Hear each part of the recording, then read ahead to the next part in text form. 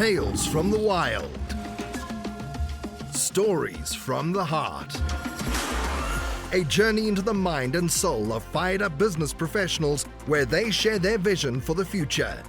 And hear from a different non-profit organization every month as they create awareness of their goals and their needs.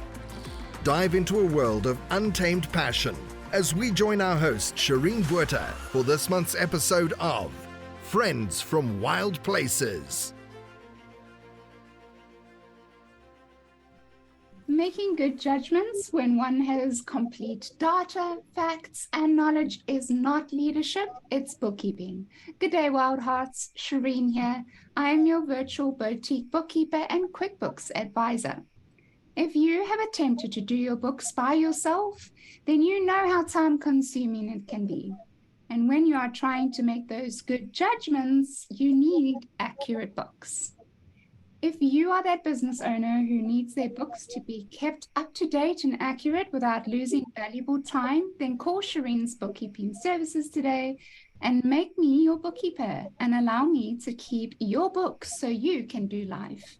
If you want to know more about Shireen's Bookkeeping Services, go check me out at www.shireensbookkeeping.com and allow me to keep your books clean so you don't have to.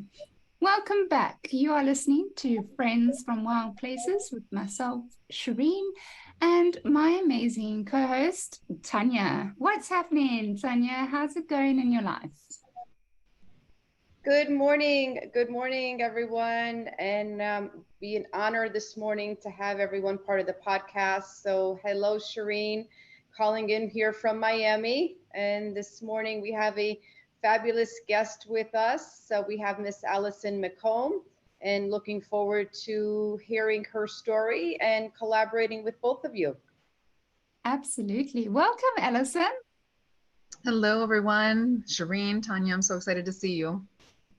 Well, it's a pleasure to have you. Yeah. Pleasure to have you. Yeah. I have to say, this week, how has it been for you guys? Because do I have a story for you guys? How's your week's been, please? It's been pretty good. I appreciate the question. Personally, of course, life is, crazy. But professionally, I would say it's gone very well. I've picked up some new projects, talked to a lot of interesting people, and had the chance to have a couple one-to-ones that had been, as we discussed a little bit earlier, somewhat pending. So I always appreciate getting to know people just a little bit better. And of course, I get to talk to Tanya quite often. So that's always a good part of my week.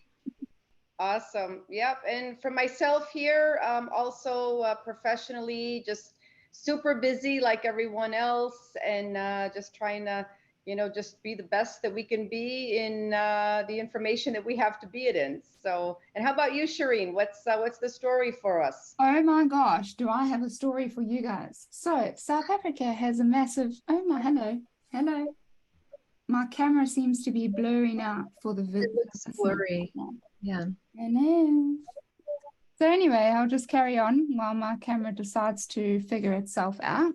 For the listeners, in South Africa, the country's having a massive power crisis right now.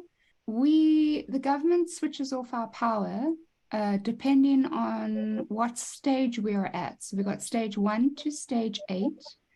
And depending on where you are, the power can go off about 4 hours twice a day. And at different parts of the country, it's worse than other parts. I know in Johannesburg, I lived there previously before I moved down to KwaZulu-Natal. But that was 4 hours at a time, twice a day, was what was happening where I was living. And now we're on stage 4, and our lights go out about twice a day for 2 hours at a time. So, and I need to give you that backstory because on Tuesday, our power went out, and it wasn't due to load shedding. So it had nothing to do with the load shedding schedule that we were supposed to go according. And the lights went out from Tuesday, and they were still out yesterday afternoon. So we were without power for about 3 days. And finally, someone came to switch it back on, and they literally said that they had just forgotten to switch it on. They began with a fault. There was a problem. Well, fine, I respect that there was a fault to begin with. But then once the fault was sorted, they forgot to turn us on. So we spent 3 days without any power. And for me, trying to work from home and build a business and having meetings and podcasts like this, it was so frustrating. I had to actually go and find a coffee shop somewhere and then work from that coffee shop.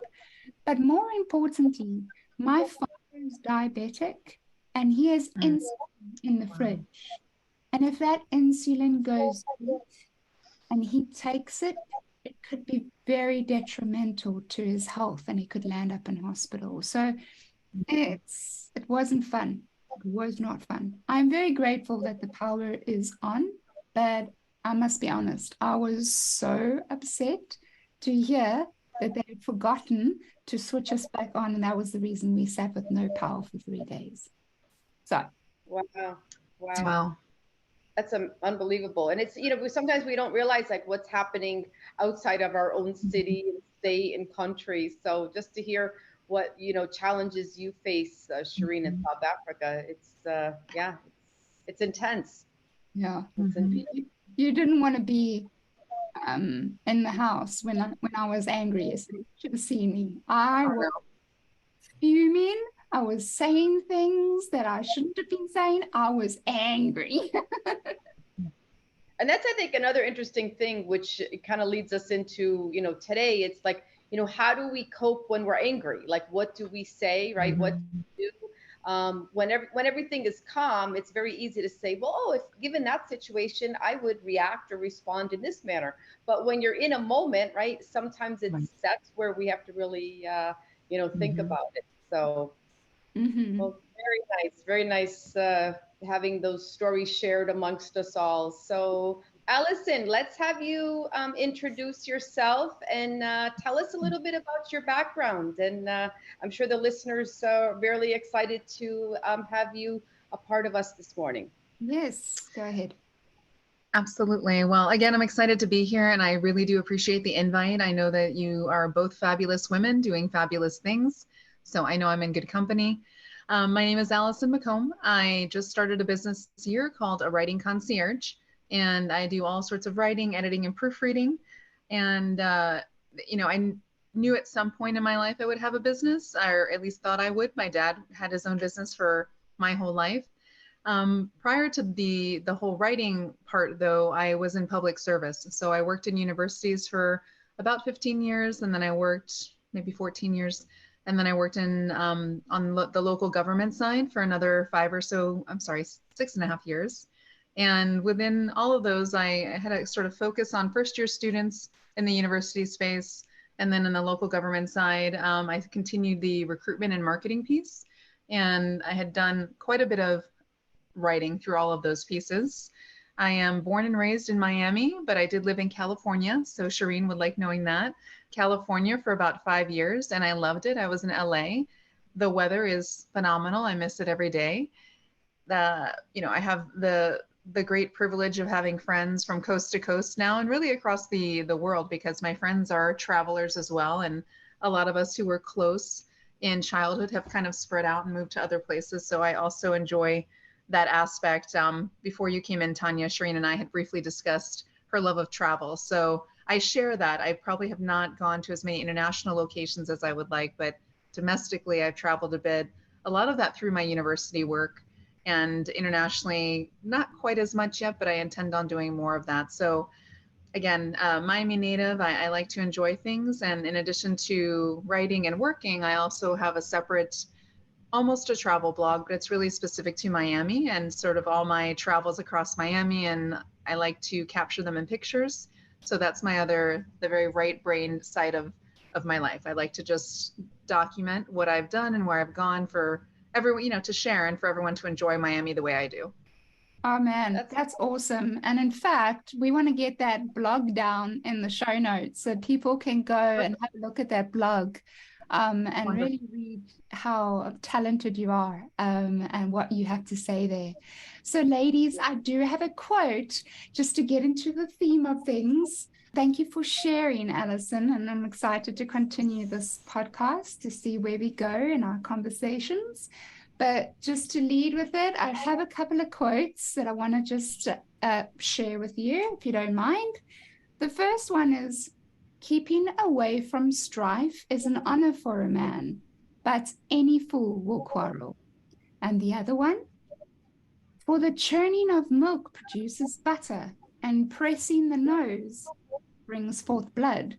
So the churning of anger produces strife. Now, what is strife? Strife, definition straight from the dictionary, is bickering, arguing, a heated disagreement, or an angry undertone. So it's the opposite to peace.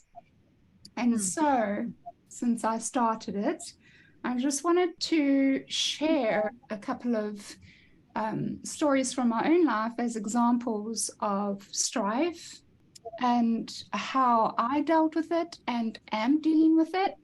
And then you ladies can go ahead and share your experience with it. So growing up, I know I mentioned this previously with Tanya, and I know that the listeners have probably heard me say this before, but growing up, I went through a lot of different experiences in my life that caused a lot of disappointment. Now, granted, everyone experiences disappointment once or twice or a few times during their life. But remember, everyone deals with certain situations differently. And I know the constant disappointment that happened with me in my life growing up caused a lot of distrust. And I started having this attitude of everyone is out to get me.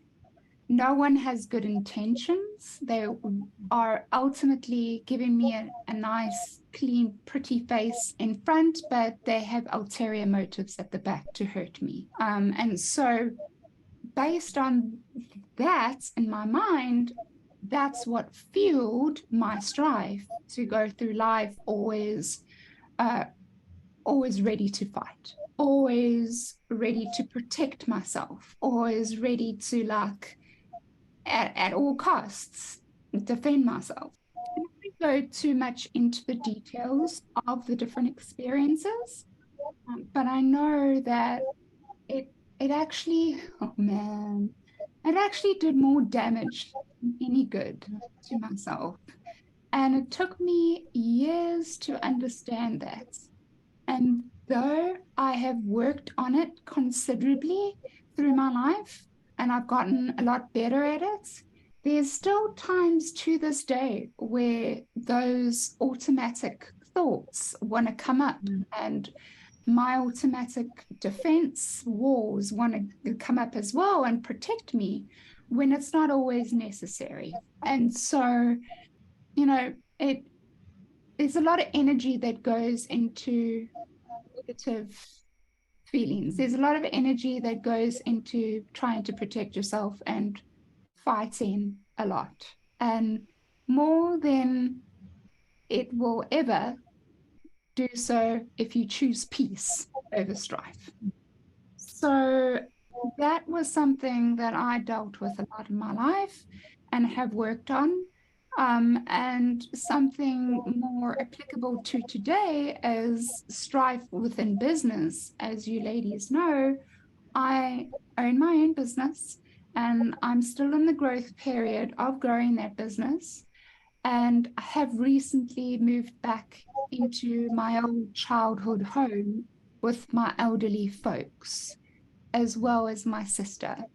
And so coming back into this house, it was a combination of having to run my own business and juggling all my meetings, as well as looking after my parents. So being on call when they come into my room at any time during the day, or the TV remote is not working, can you help with that? Would you mind going to the shops and going to buy that? Or this is a problem, can you help us solve this? Or something anything. And then over above that, you know, I have a father that's struggling to manage his diabetes. And I have a mom that's in remission, as well as struggles with hypertension. And so between the two of them, the bickering, the stress, the my mom having to constantly remind my dad to take his injections, to take his pills, to take his blood. Have you done this? Have you done that? Puts a lot of stress on my mom. I see that. I live in the same house, so I feel it. I'm an empath. And because I'm an empath, I take a lot of the emotion on. And so I get frustrated. I get frustrated because I've got all this stuff to try and juggle. I get frustrated because I'm watching my mom get frustrated as well. I get frustrated because my dad's not managing his sugar correctly and it's affecting all of us. So I'm there's a big war inside of me. All the while I'm trying to run a business. And there in the beginning, when I first moved in, I couldn't do it. I couldn't do it. I was struggling with all of that and very frustrated and angry all the time because of the situation. And thankfully, I mean, I have a therapist that I'm talking to every Saturday. So we're dealing with a lot of other things that are surfacing with this move as well. And so she's listening. I am so grateful to her, and she knows it. I say to her every Saturday that I absolutely am so grateful for her in my life. But I'm much better now because I'm obviously been working through it since I moved in February, and I've been able to handle it better. But let me tell you something. Nowhere is it the better choice to choose strife over peace. Choose peace every single time. If that's the only thing you got out of all my jibber jabber that I just said now, choose peace every single time. It's so much easier. And find the root of the issue of that strife and deal with it and get rid of it. What about you, ladies? Over to you. Enough of me.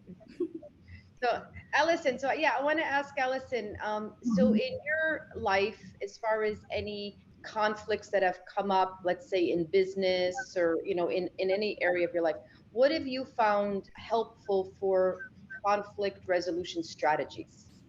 Mhm.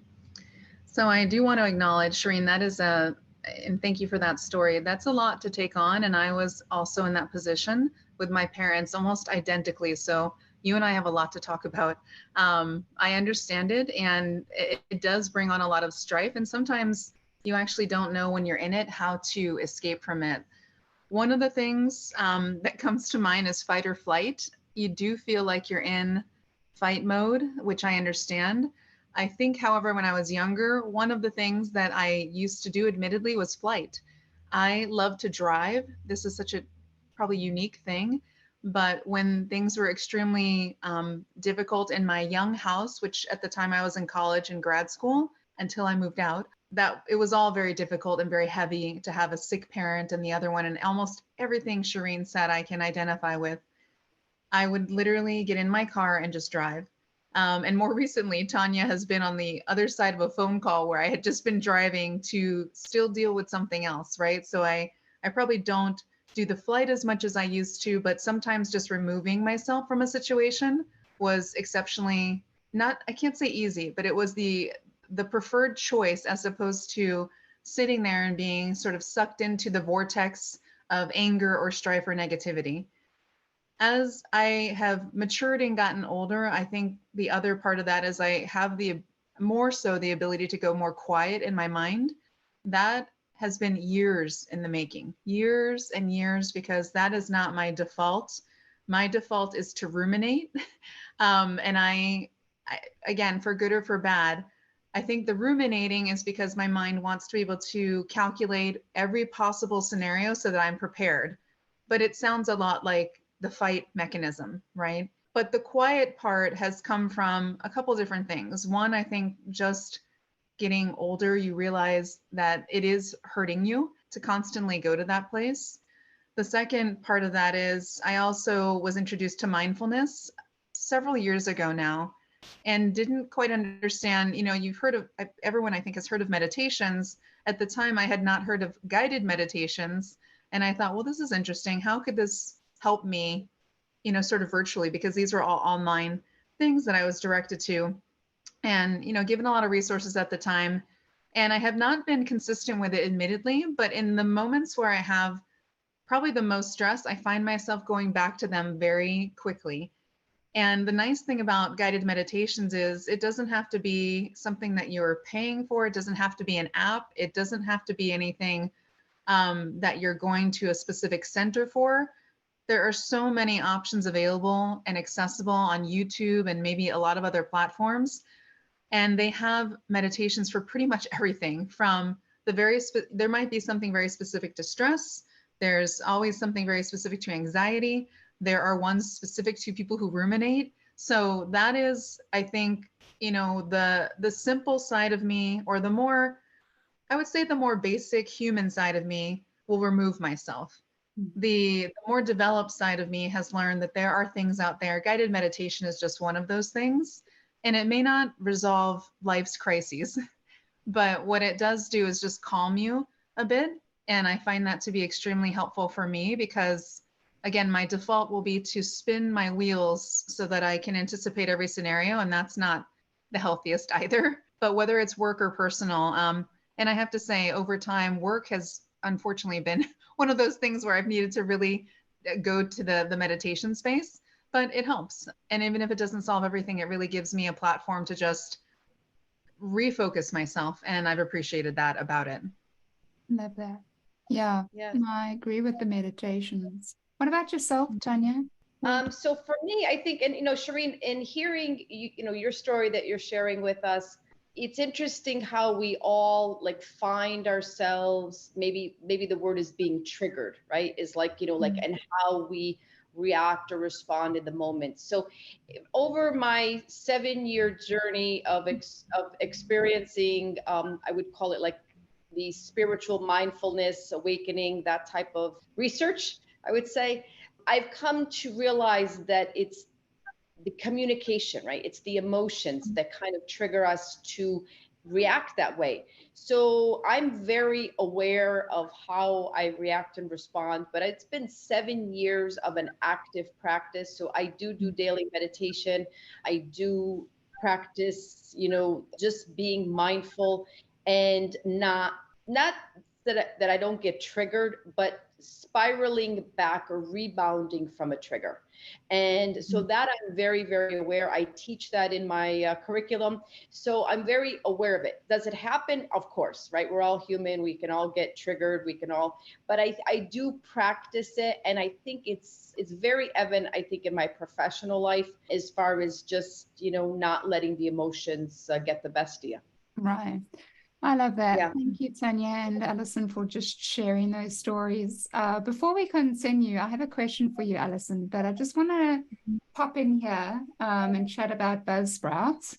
Here at Friends from Wild Places, we use Buzzsprouts. I started this podcast to share stories from other business owners and professionals, a safe space to show support for other business owners and entrepreneurs all over the world.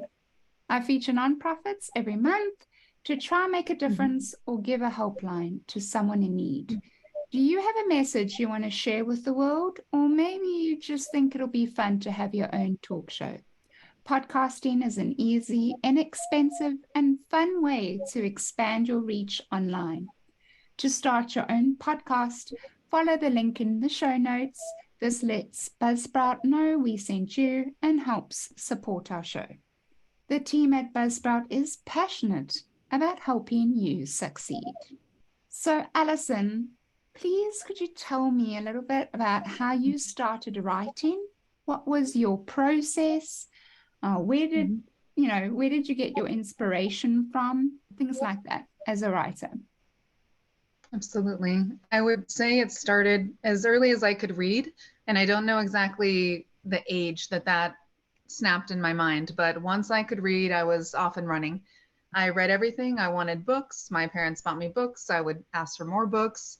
And I particularly love series books. So Nancy Drew was big, even though it was sort of past the time for Nancy Drew, but my parents were diligent in finding me these old little hardcover series books, and I would read them. So I really think that the reading just, it moves your mind to the place of writing. And I think if you are a reader and you read across a lot of different authors, you sort of start to understand the mechanics of writing, whether you know you're doing that or not. In school, I excelled at the writing part, really writing, the social sciences, things like that. It wasn't that I wasn't good at math, it just wasn't my favorite thing to go to, and writing was always very easy for me. So I don't know that I set out as a young kid to be a writer. And in fact, what I'm probably better at is editing and proofreading. I love writing, but when I have given something, a little baby that's already formed, but maybe needs a little help and adjustment, I really love to take that and make it into something even better. I did do a lot of my own writing, but I sort of put that on pause because I had all this business writing in between, a lot of which, as I mentioned, was for work. So everything from emails and proposals to helping students with whatever it is they needed for their courses and just giving them some guidance, all the way to something, much more technical like training proposals and procedures. That's a little dry, but I still enjoyed it. When it came to establishing a business, I knew many years ago, one of my professors gave me great advice, which was generalists are wonderful, but to be a specialist really sets you apart. And that it's not surprising. She was one of my sociology faculty, which is what I graduated in, and she was very big on division of labor. And over time, I've understood how important that is. As much as I do still consider myself a generalist, I find that I really gravitate to a lot of different things. But it's a piece of advice that really resonated with me in the entrepreneur space. How am I going to set myself apart? Writing is one thing, but what I try to position myself as is really a strategic writer and a consultant, because I have done so much project management. I understand how to put things together. And it may look a little bit different for a resume, but a good example is when I'm doing business proposals or bid proposals, there's so much that you have to pay attention to. There's the RFP, and maybe I'm speaking, sort of legal, insider baseball, we call it. But what that really means is you're responding to a solicitation that someone has put out there for a service.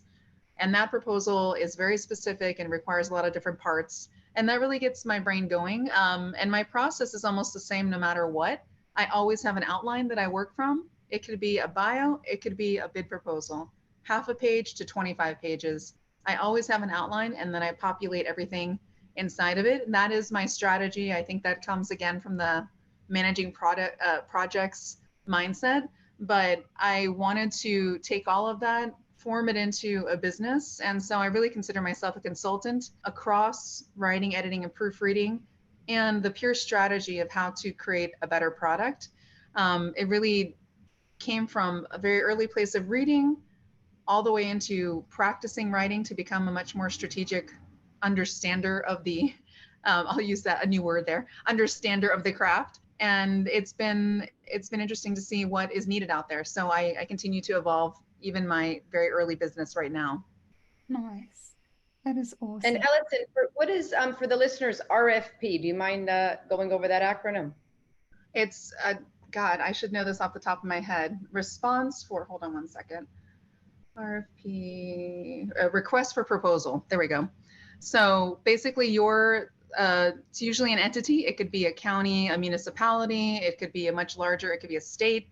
And the government has a lot of RFPs that they put out. So they're requesting that bidders or vendors put in a proposal, and that's considered their bid. So a vendor is actively bidding for work once they submit their proposal. Okay. And Allison, what are some of the biggest challenges you've faced as a writer? I think the biggest challenge, well, one of two, is that people don't understand intuitively what it means when you say you're a writer. I get a lot of deer in headlights looks. Maybe 50 years ago, being a writer would be more understood.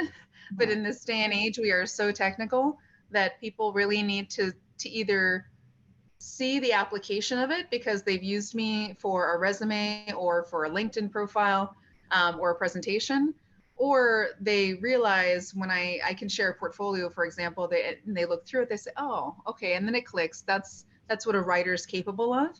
The other part, and I'm sure this is something that a lot of people go to, is the Chat GPT AI piece.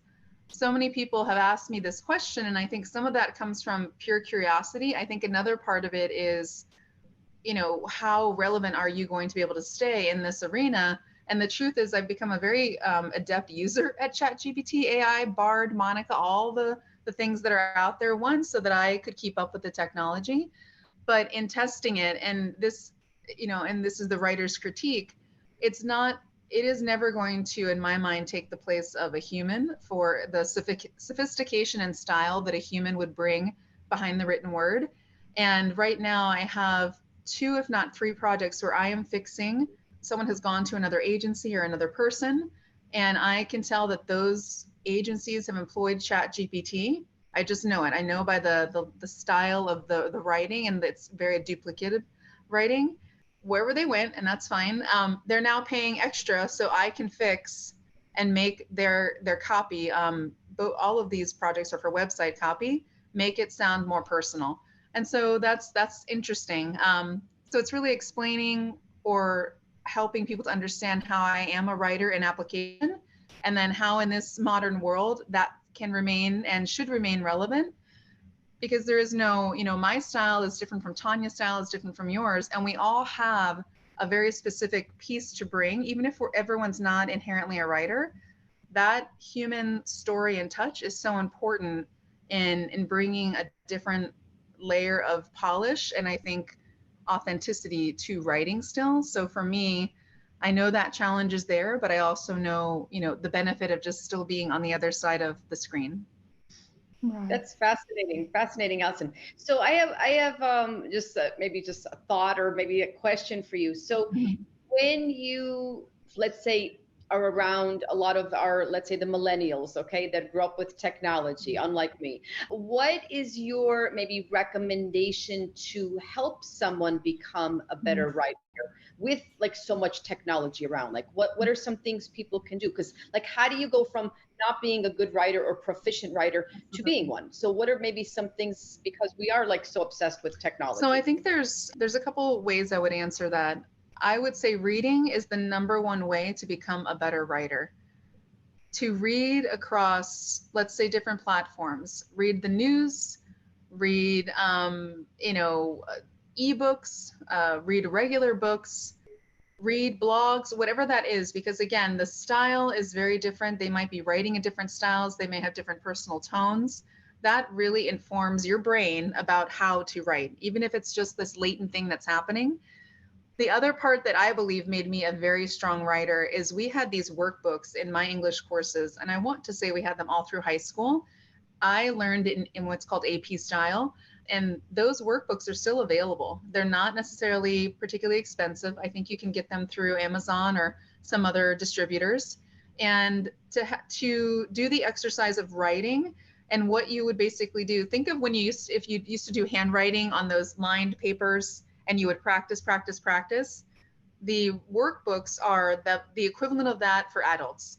So you practice sentence structure over and over, and it tells you you're never going to use the term past participle in your daily life, but you're going to know how to inject it in your writing so that you're writing with the right terms, the right phrases, the right tense. Those workbooks, even for someone who considered themselves a pretty good writer at the time, I had really strong, I had to say, English teachers through high school. The workbooks were phenomenal, and I occasionally check, they're still out there. So I think that is, if you really are adamant that you want to be a better writer, that's another way. And then I would say there are aids now, and I go back to the AI thing to be fair. There are so many services that are preparing AI to make you a better writer, and a lot of it is in the business arena. I would say use those in the correct way. They are meant to be complements to writing. They're not meant to just completely replace writing. Grammarly is one that I like, and I think that they do a phenomenal job of really explaining writing and being able to give people tools and resources to improve their writing.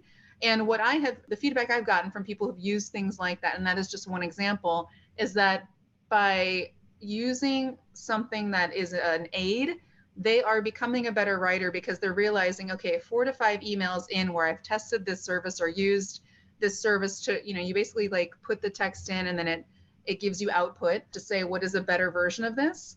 They will not need to use that service as much anymore moving forward because they understand how to better write something now.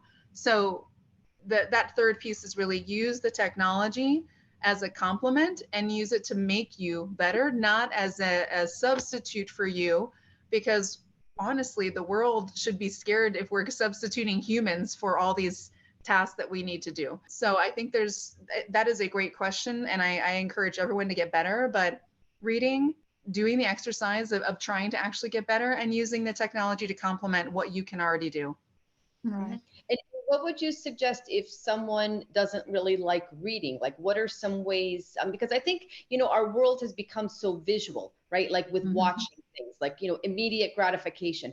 So to sit down and hold a book, read a book or a Kindle, how would you encourage our listeners to maybe get into the practice of reading? What would maybe be a suggestion? So I think a lot of people have gone the way of audiobooks. And it's funny because I personally have not listened to many, but it has gotten a few of my friends who have considered themselves non-readers. And this is just anecdotal. This is me in my circle. People who would say years ago they were never a reader. Audiobooks were the pipeline for them to actually start reading, which is interesting. They didn't just stay in the audiobook world. They thought, okay, now, I really find this interesting, or I really like this author, and they are more inclined anyway to go and pick up a book. So I think that is just kind of one entree point. Another thing that I think is very technical, but I've realized it's so interesting. And I don't know if I read this somewhere or if I just realized I was doing it in practice. I will watch TV with subtitles and sometimes just leave it on. And I realized I was doing this and I had left it on for like days at one point. And it's so interesting because even subtitles are not a perfect science, by the way, but it helps you. It's a passive thing. You may not realize you're reading it while you're watching, but you are reading it. It is, your brain is conditioned to do that. The context I was doing that in is I was trying to do this as my own very cheap and easy way to learn Spanish better. And so I was watching, local TV.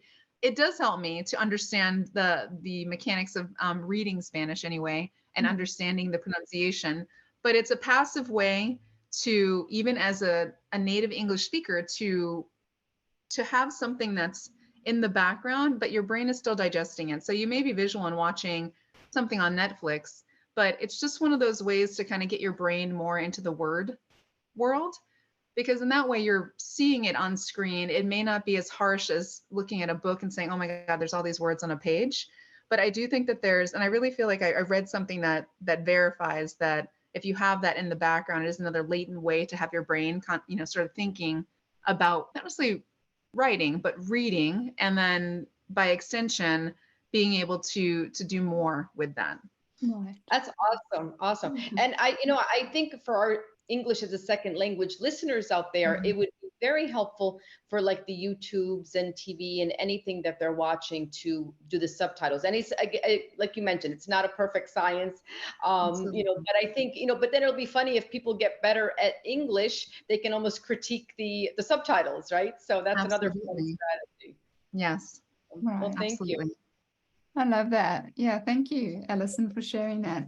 I use Grammarly myself, and I love to read, but I've also gotten to the audio side of things just because I'm a Harry Potter fan. So I decided to purchase all the audio books. And so I've been listening, and I think the audiobooks, what makes the audiobooks amazing if the narrator is really good at voices and impressions. So I love that. So thank you for sharing that.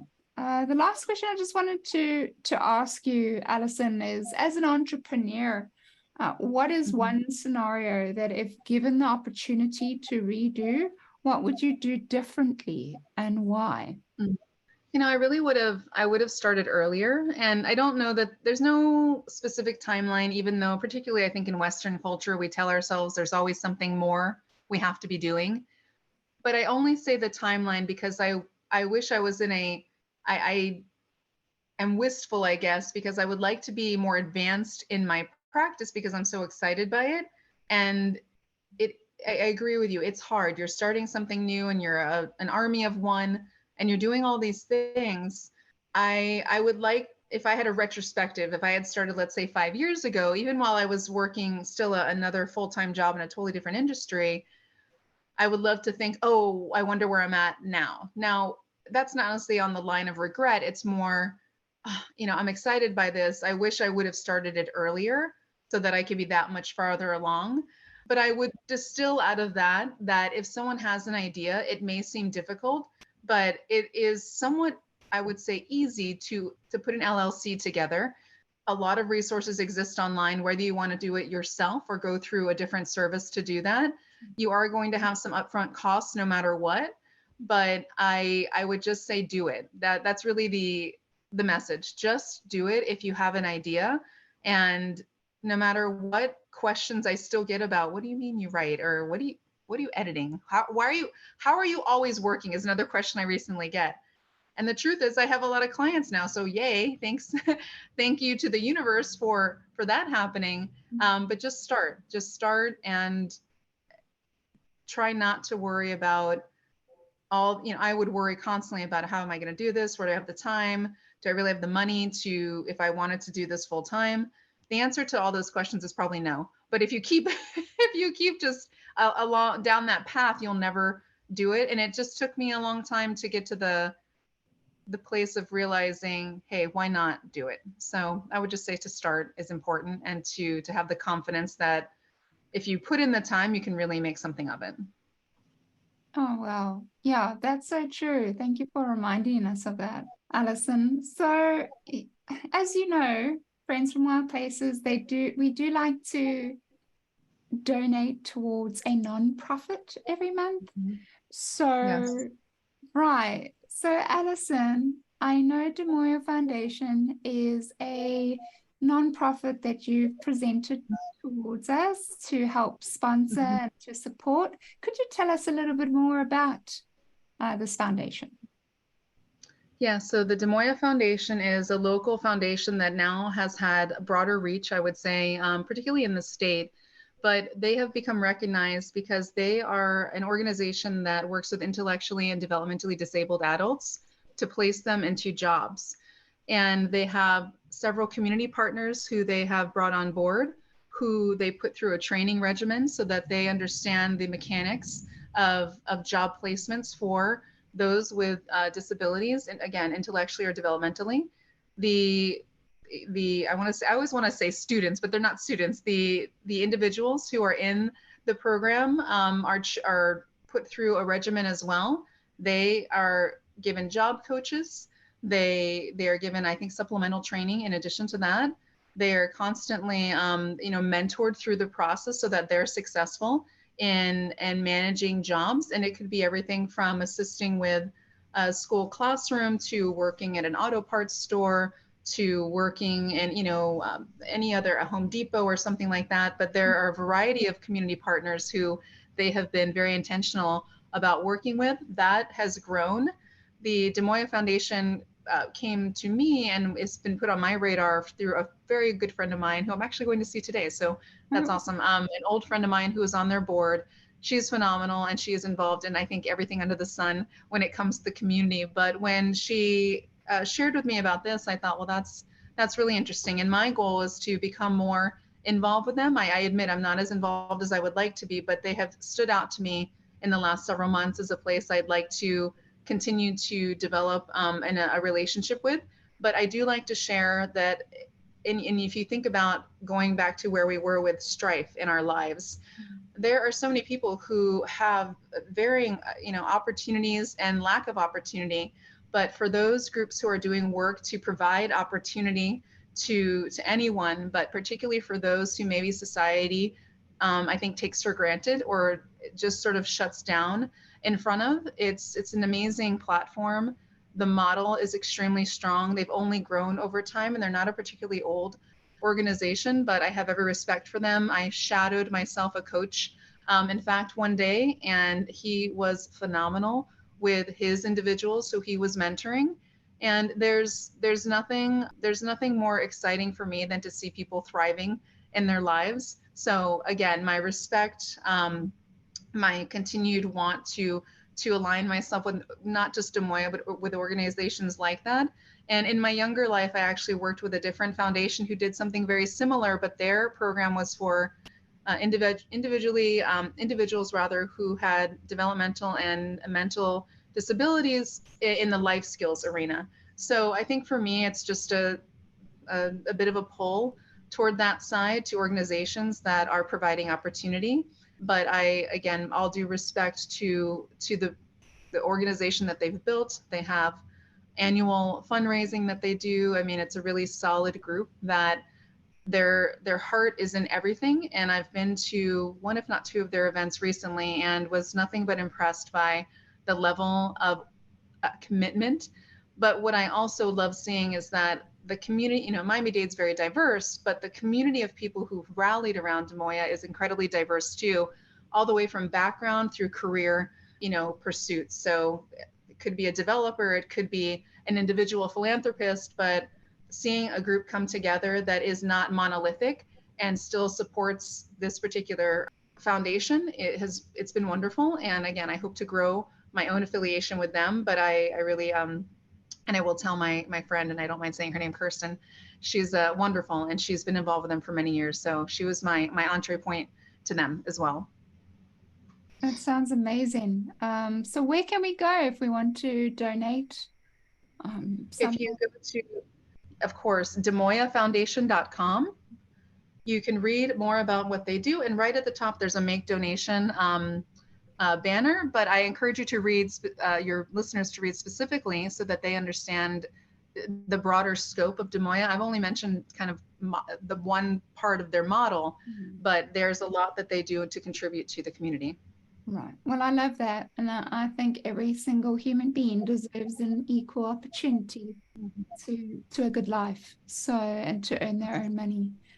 So I appreciate that a lot. So Allison, just so the listeners know, we're going to be putting that website down in the show notes so that you can go and donate from the link, and also to look into more about the foundation itself.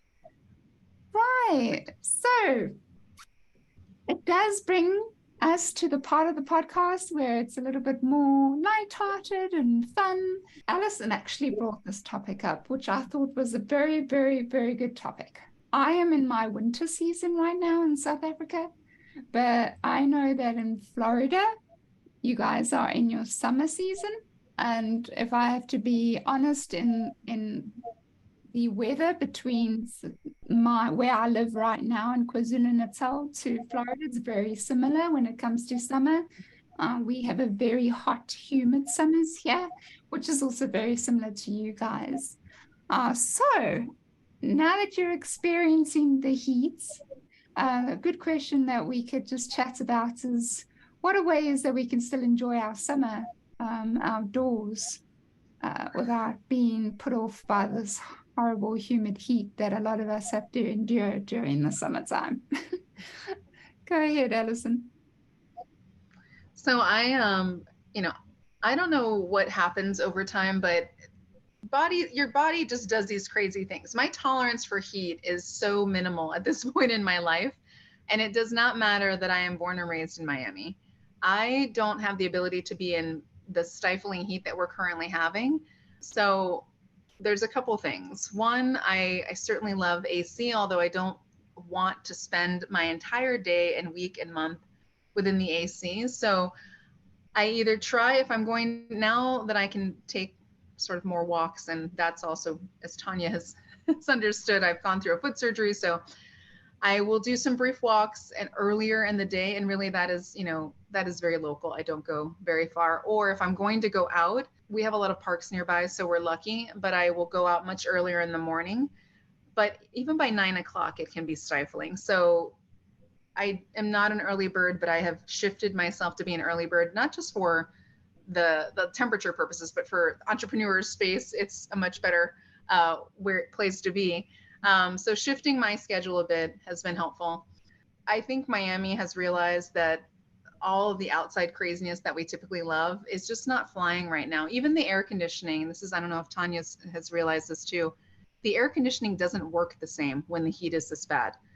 It's like it's constantly cranking. And most places I go, from my house to businesses to, even universities, if I'm visiting those, it's just not working the same. So I think that there's been at least for me, I've gone to a couple different smaller events. So they're not big outdoor typical events, but the smaller kind of art space events or individual spaces. And I think people are gravitating, in my mind anyway, more to that, as opposed to I'll drive by anyway, a regular outdoor venue, and you just don't see as many people there. They're the diehards who will be outside in the sun, on the water, no matter what.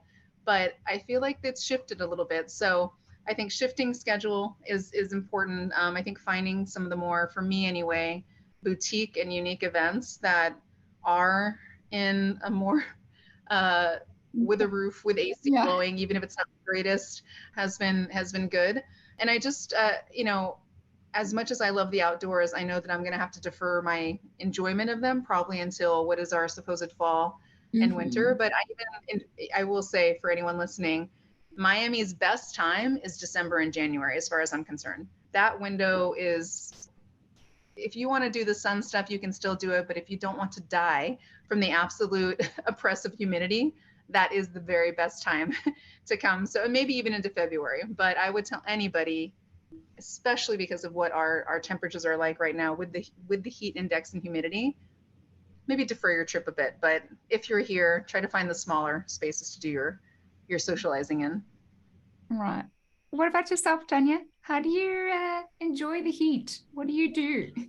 So I'm listening to this conversation and I'm thinking, I must just be an anomaly. Like, I don't watch the weather app. I don't pay attention. I could probably find it on my phone, but I just go through, like, I just live my life. Like, I don't check weather, even if I'm flying like in blizzard conditions. I don't even check to see if the flight is canceled or not.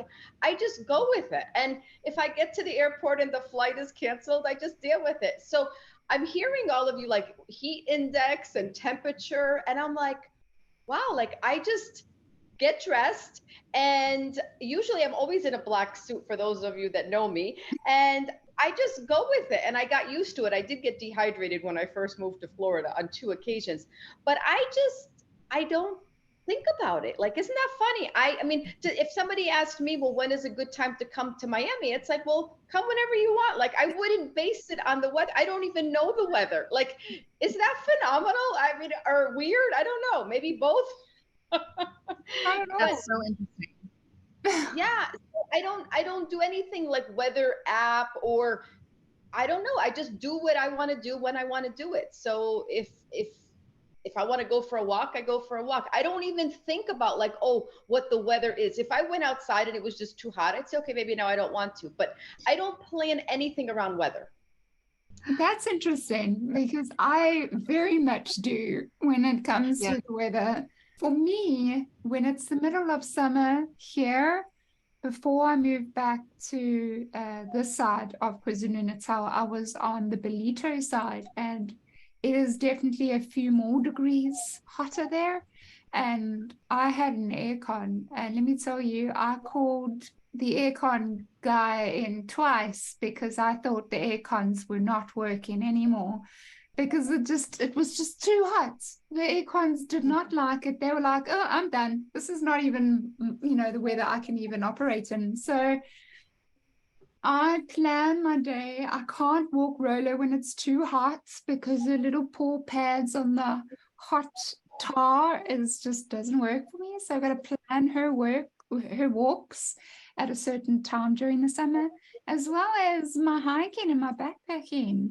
I definitely want to get out earlier, the better, before the sun rises, to get a good distance in, because, there's only so much block out you can put on your face and the hat you can put on. And long sleeves. You can cover your skin so you don't get burnt. But remember, you're exerting, you're doing exercise, so you're sweating, and you're really hot, and you possibly will drink all your water before, and you need it for 2 days, kind of thing.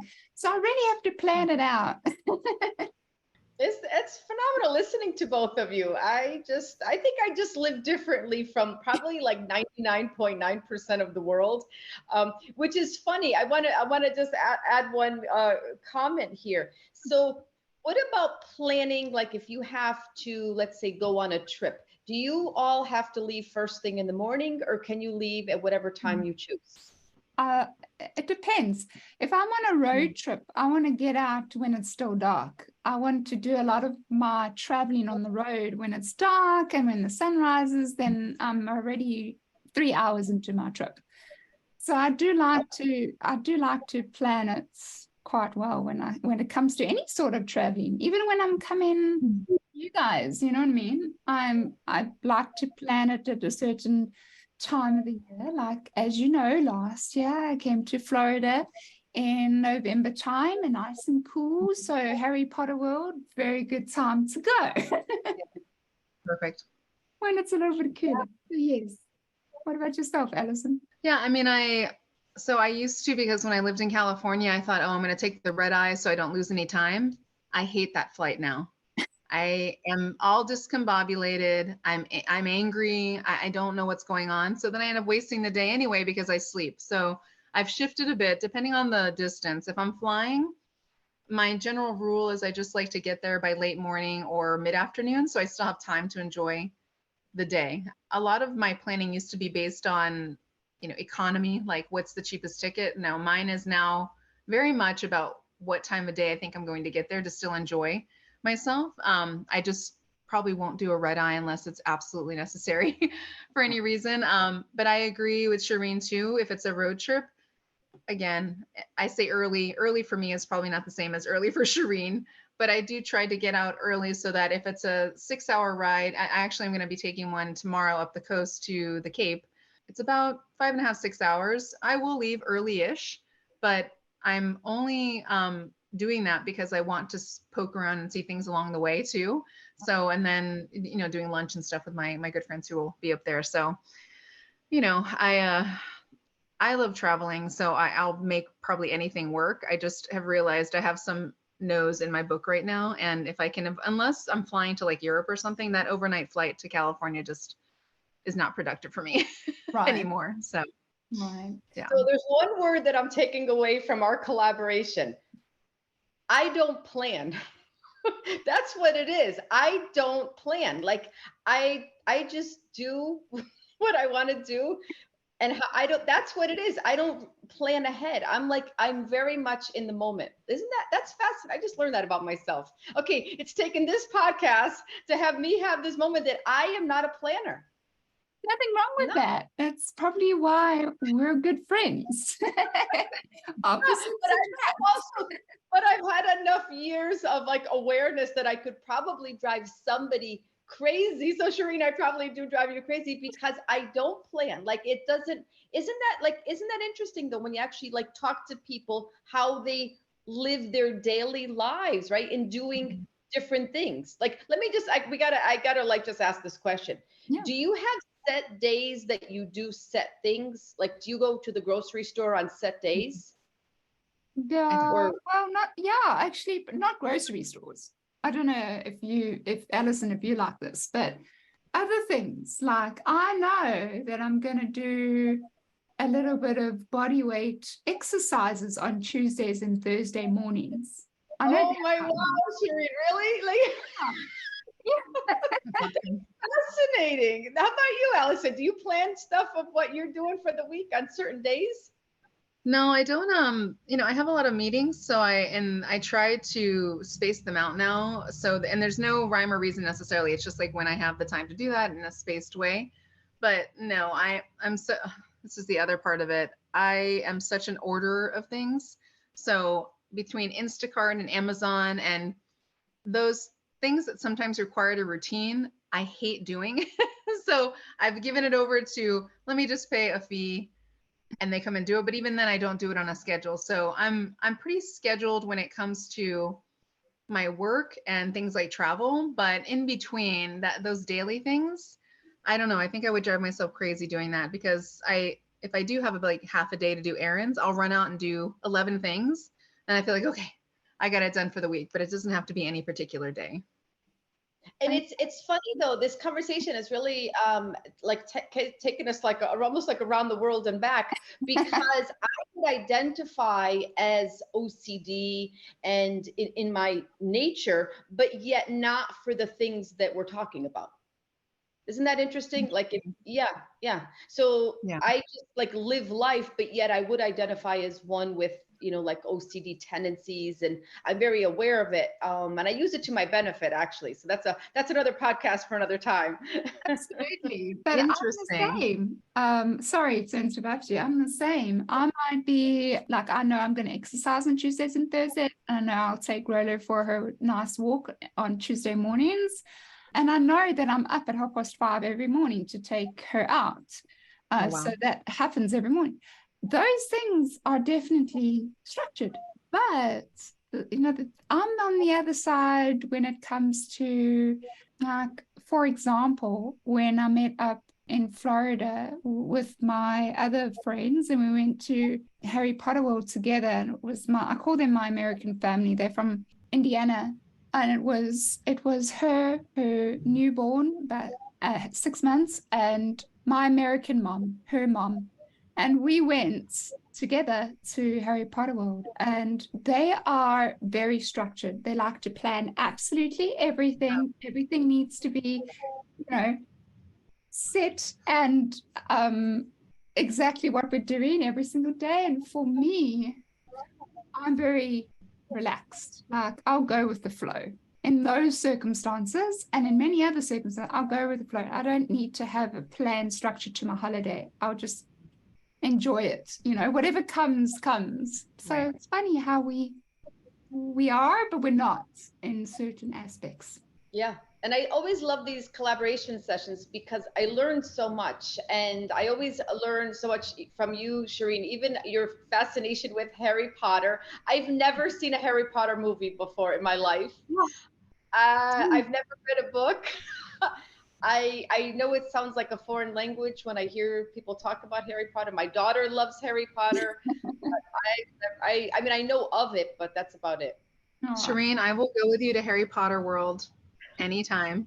I do not like theme parks. However, I will go there just for that and spend like half the day there. That's totally happy. I'll go too. Just because I don't watch it doesn't mean I don't want to go. I'll go. I just don't know anything about it. I see Tanya in her black suit showing up at Harry Potter World, ready to rumble. Yes. There's probably Mary Poppins at campus. Yeah, Mary Poppins shows up. So, yeah, it's funny. Ladies, I'm going to have you with me. Don't worry. I'll have you with me at Harry Potter World. We'll all go. Ladies, we've come to the end of the podcast. So this is the time where you just spend a few minutes just telling the listeners where they can find you, if they want to reach out to you, if they were inspired by your stories. Allison, go ahead as our visitor. Please tell the listeners where they can find you if they want to reach out. Well, thank you again to Shireen and Tanya. I've thoroughly enjoyed our time. My writing, the name of my business is A Writing Concierge, LLC. You can find me at the same name, awritingconcierge.com. I have the same handle on Facebook, Twitter, Threads, Instagram, LinkedIn. Everywhere you can find it is A Writing Concierge. And you'll know you'll found me because my logo includes a flamingo, which to me is it's unique, but it's also connected to Miami, right? So it's me paying homage to where I'm from. And my other site that I mentioned is called Miami Girl Walking. And same premise, you can find me miamigirlwalking.com, and that same handle on all those same platforms as well. Nice. Oh, awesome. And yourself, Tanya? Sure. So my main kind of occupation is I oversee the mortuary program at Miami-Dade College in Miami, Florida. I spend a lot of time on LinkedIn because I don't have a TV. So I spend a lot of time there. So folks can find me on LinkedIn. And my name is Tanya, Tanya, Scotisi, and that's S as in Sam, C Charlie, O Oscar, T Tom, E Edward, C Charlie, E Edward. Or they can also reach out directly by email. I am a dinosaur, so you could find me at Tanya, Tanya, 8828 at AOL.com. Yes, I'm a diehard AOL fan. And I spend a lot of time again on LinkedIn. I do senior placement for folks with dementia, and I cover the east and west coast of Florida, all the way from Sarasota County down through Charlotte, Manatee, Collier, Lee counties, all the way through Miami-Dade and Broward. And that is a free placement service that we offer. And I also do expert witness for people who have been wronged by funeral homes or cemeteries, or for funeral homes that are trying to defend the case. So I do expert witness cases also. So anything I can do for inspirational leadership, that's what I'm all about. So love that. Love that, Tanya. A lady with many hats. I absolutely love that. For me, you can find me on LinkedIn, Shireen Buerta. That's also where you're going to find my business, Shireen's Bookkeeping. I also have a website, shireensbookkeeping.com. But more importantly, please go and subscribe at Friends from Wild Places .buzzsprout.com. That's Friends from Wild Places .buzzsprout.com, and go and subscribe. You can also find us everywhere on all the streaming music apps. You know, iTunes, Deezer, Spotify. We're on all of them. Leave a little review. Tell us what you think. You don't like us, you like us. It's okay. We can take it all. All right, guys. So thanks so much for listening. We'll see you next time. And remember, you got this, and stay wild. Bye, guys. Bye. Thank you. You've been listening to Friends from Wild Places with Shireen Buerta. Be sure to subscribe to the podcast from the links to catch every episode and unleash your passion.